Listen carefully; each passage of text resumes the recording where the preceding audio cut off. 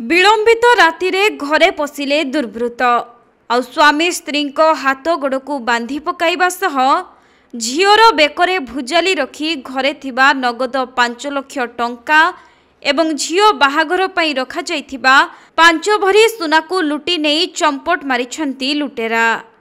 तेबे एभली घटना घटिछि बालेश्वर जिला सर थाना अंतर्गत तेंटेई पंचायत अधीन तेंटेई ग्राम रे। पूर्वरु मध्य सर अंचल रे एहिपरि जनक हाथगोड़ बांधि तांको घर भितरु सुना रूपा अलंकार सहित नगद टंका लुटी फेरार मारिथिले दुर्वृत्त। आउ एबे पुणे सही भली एक घटना सामना को आसीबा परे लोकंक मध्यरे भय बढ़िछि आउ पुलिस पई चैलेंज बढ़िछि। मिलिथिबा सूचना अनुसार एही ग्रामर बटकृष्ण मलिक स्थानीय पोस्ट ऑफिस रे पोस्टमास्टर भाबे काम करंती।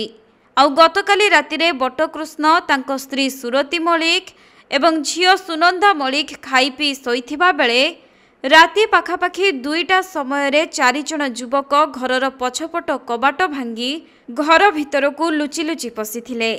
परे बटकृष्ण और तांको स्त्री सुरतींको हाथ गोड़ को बांधिबा सहित झियो सुनंदा बेकरे भुजाली लगाई समस्त टंका गहना को लुट करी फेरार मारिछंती, जहाँकि 5 लाख नगद टंका सहित गोटे नेकलेस 2 हल कानफुल गोटे सुना चेन और 2 हल पाउंजी सहित 5 भरी ओजनर गहना को लुटि नेइछंती। परे एने बटकृष्ण सर थाना रे अभियोग करिबा परे पुलिस घटनार तदंत आरंभ करिछि।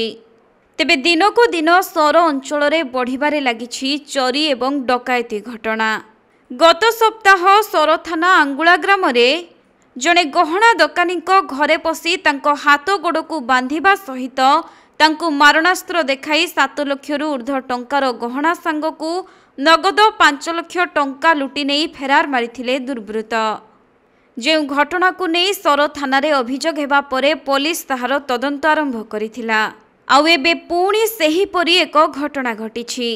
तेणु देखिबाकू बाकी रहिला जे केबे पुलिस एही लुटेरांको पर्दाफाश करुछि।